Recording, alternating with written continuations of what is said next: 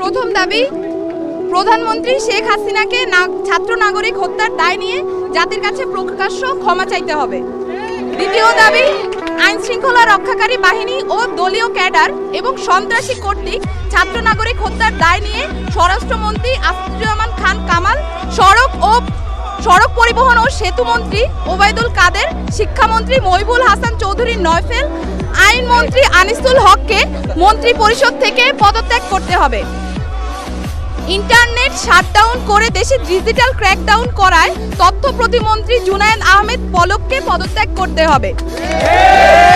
আন্তর্জাতিক মিডিয়ায় শহীদ শিক্ষার্থী এবং আন্দোলনরত শিক্ষার্থীদেরকে ড্রাগ অ্যাডিক্ট বলে কুরুচিপূর্ণ ও মিথ্যা বক্তব্য দিয়ে এবং আন্দোলনকে ভিন্ন খাতে প্রবাহিত করার চেষ্টা করায় তথ্য প্রতিমন্ত্রী মোহাম্মদ এ আরাফাতকে পদত্যাগ করতে হবে। ঢাকা দাবি নাম্বার 3, ঢাকা সহ যত জায়গায় ছাত্র নাগরিক শহীদ হয়েছে সেখানকার ডিআইজি, পুলিশ কমিশনার ও পুলিশ সুপারদের চাকরি থেকে বরখাস্ত করতে হবে। দাবি নাম্বার 4, ঢাকা বিশ্ববিদ্যালয়, জগন্নাথ বিশ্ববিদ্যালয়, জাহাঙ্গীরনগর বিশ্ববিদ্যালয়, রাজশাহী বিশ্ববিদ্যালয় এবং চট্টগ্রাম বিশ্ববিদ্যালয় সহ সারা দেশের প্রত্যেকটি বিশ্ববিদ্যালয়ে যেখানে ক্যাম্পাসে আইন শৃঙ্খলা বাহিনী কর্তৃক শান্তিপূর্ণ আন্দোলনে হামলা হয়েছে প্রত্যেকটি বিশ্ববিদ্যালয়ের ভিসি এবং প্রক্টরকে পদত্যাগ করতে হবে।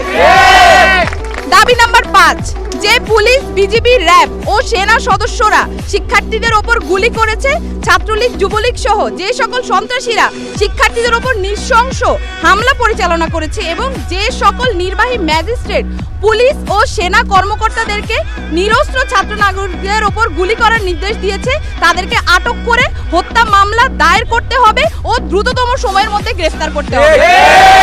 দাবি নাম্বার 6, দেশব্যাপী যে সকল ছাত্র নাগরিক শহীদ ও আহত হয়েছে তাদের পরিবারকে অতি দ্রুত সময়ের মধ্যে যথাযথ ক্ষতিপূরণ প্রদান করতে হবে। 7, দাবি নাম্বার 7, ঢাকা বিশ্ববিদ্যালয়, জগন্নাথ বিশ্ববিদ্যালয়, জাহাঙ্গীরনগর বিশ্ববিদ্যালয়, রাজশাহী বিশ্ববিদ্যালয় এবং চট্টগ্রাম বিশ্ববিদ্যালয় সহ সারা দেশের প্রত্যেকটি বিশ্ববিদ্যালয় এবং শিক্ষা প্রতিষ্ঠানে ছাত্রলীগ নামক সন্ত্রাসী সংগঠন সহ সকল লেজুর ভিত্তিক ছাত্র রাজনীতি নিষিদ্ধ করে দ্রুততম সময়ের মধ্যে নিয়মতান্ত্রিকভাবে ছাত্র সংসদ কার্যকর করতে হবে।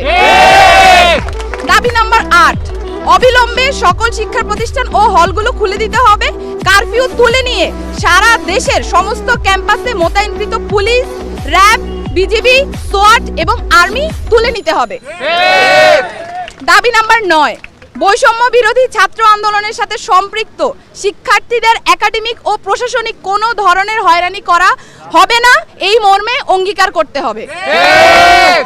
ইতিমধ্যে গণগ্রেফতার ও পুলিশি হয়রানির শিকার সমন্বয়ক বৃন্দ ও ছাত্র নাগরিকদের অবিলম্বে মুক্তি দিতে হবে ও সকল মামলা প্রত্যাহার করতে হবে।